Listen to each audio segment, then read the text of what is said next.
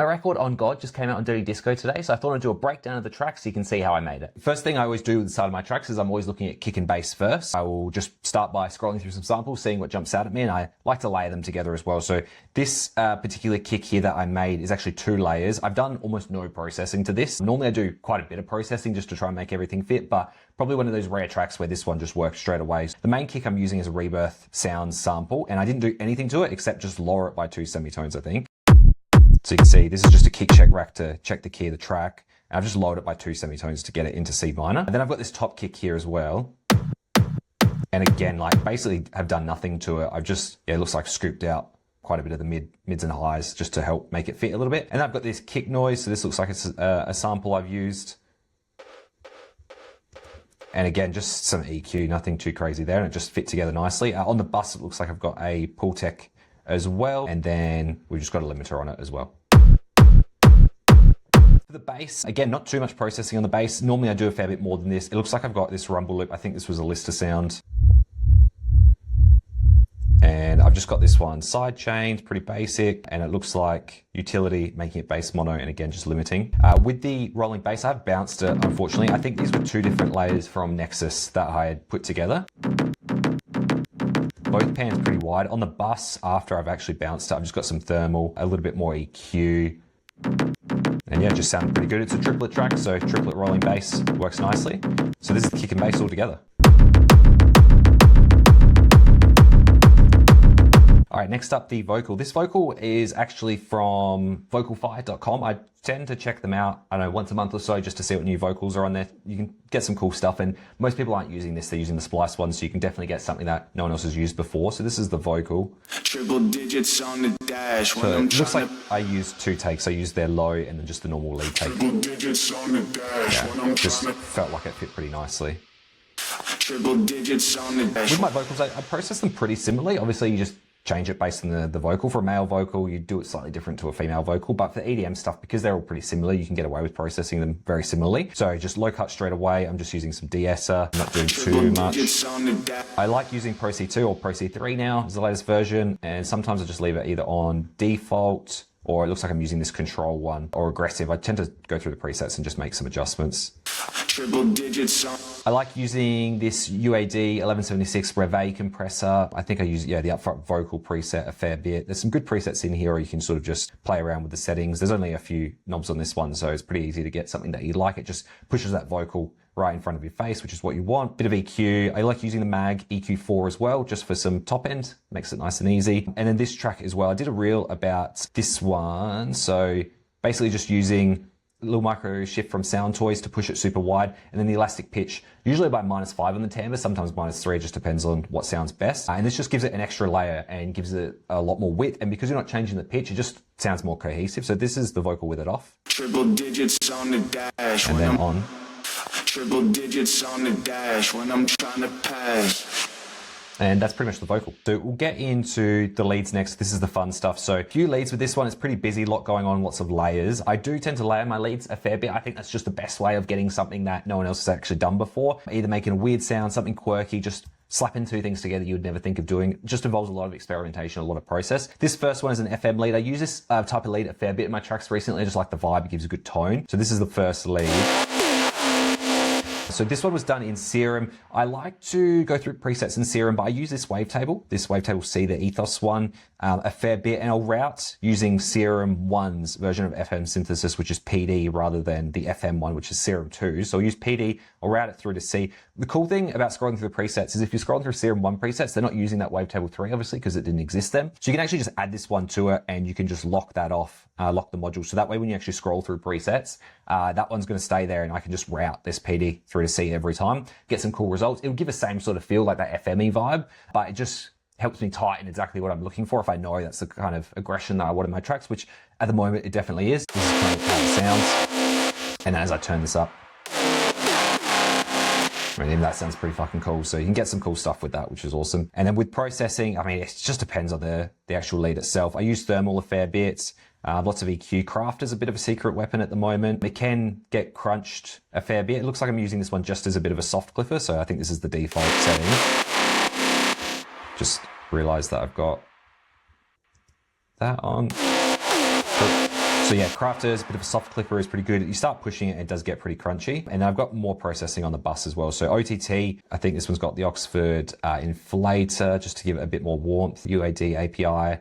I like using this EQ bus here, so it looks like I'm pushing just the highs. I tend to use mag for this a bit, but potentially this just worked better for this one. A bit of Soothe, yeah, more EQ, lots of EQ, and pretty hectic reverbs going on this one. I switch between Crystalline and Tor Reverb for my main reverbs. And also really small reverb, not much happening there at all. And then just some automations here for the builds and things like that. I do also like using reverses. I don't do this all the time, but in this one I have. For this lead 2, I like this one, this sound. This is actually a very old Nexus sound. There you go, Melbourne lead 1. It's from EDM Voices 2, which is, yeah, probably an extremely old preset pack, but just thought it worked super nice. I've given it some body as well with some more leads down here. So these are also some Nexus leads.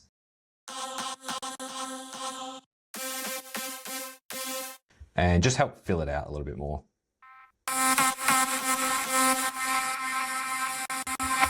Yeah, I've also got the reverse as well, just to go into it. So yeah, just made it sound really cool for processing, pretty similar to that lead 1. Like just my go-tos at the moment, sort of like Thermal Decapitator Crafter, yeah, OTT, and just EQ, just to help shape the sound essentially. Yeah, nothing too complex in there. And that's basically the leads. All right, moving to drums. So with drums, there's a lot of drums going on. With triplets, I go pretty crazy with the groove just because it lends itself to it naturally, just because a triplet track is naturally groovy. So I like to add lots of grooves, lots of drums rather, lots of perks, things like that. It makes it really pump on the dance floor. So it looks like we've got, yeah, a few layers of hats, lots of layers of hats. So there's 4 here.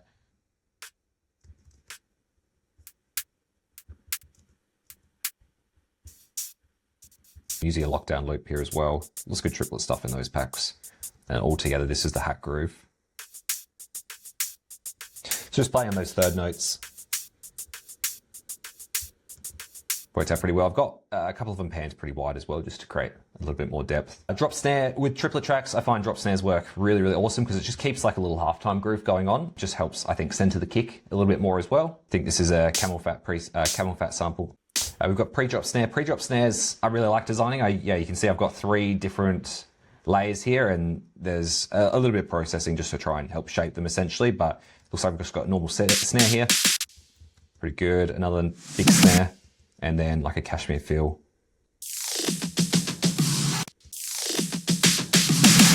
And yeah, I'm just like basically pumping these up. Yeah, smack attack is pretty good for drums. Just pump up that attack. And then we've also got some shakers here too. So again, lots of different loops. Triplets just work so well for it. So this is the first one.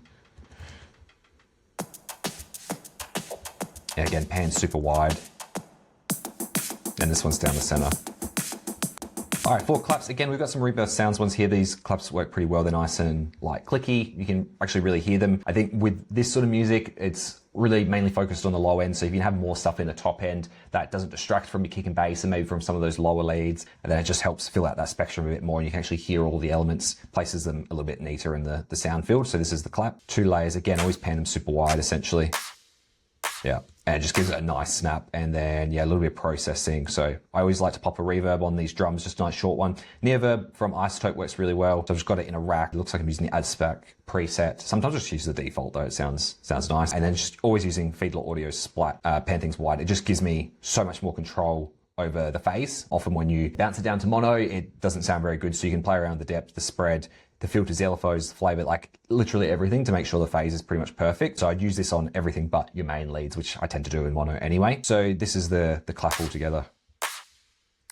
For the breakdown quickly, Legend HD, Hans Zimmer synth, super underrated for use in EDM. There's so much you can do with it. They've got 6 oscillators. Definitely recommend trying this one out. Some pretty good presets in there as well, but just find you have so much control, and it gives it a really cinematic feel, which works perfectly for EDM breaks. And you're gonna get sounds that no one else has really heard before.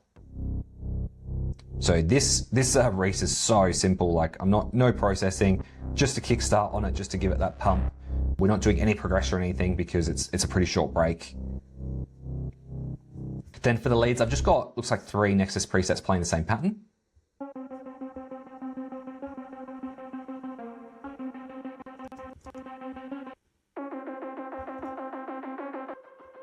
and it just plays the same pattern, just creating that tension. Because this track doesn't really have like a proper breakdown per se, the vocals go on the whole time, there's 3 drops, it's just trying to get back into the kick and bass. It's just basically the same pattern and just building, just created the tension nicely. And that was basically the break. You can see probably probably the break I've done with the least amount of elements, I'd say. Just what, 5 different tracks there for that one.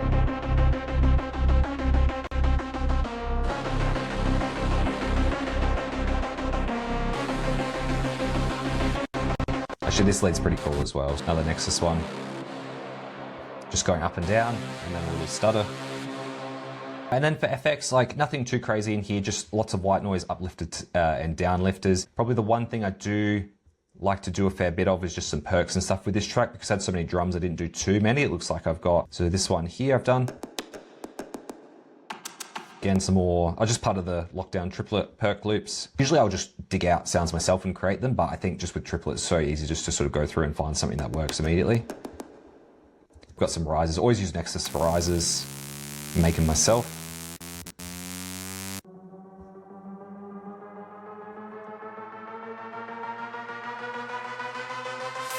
So that's my record on God. It's out now on Dirty Disco. Make sure you go and stream it. All the links will be in the description down below. If you've got any questions about the track or anything else, just drop them down in the comments. Or you can visit my website as well. Hopefully you enjoyed it. Let me know what you think. See you in the next one.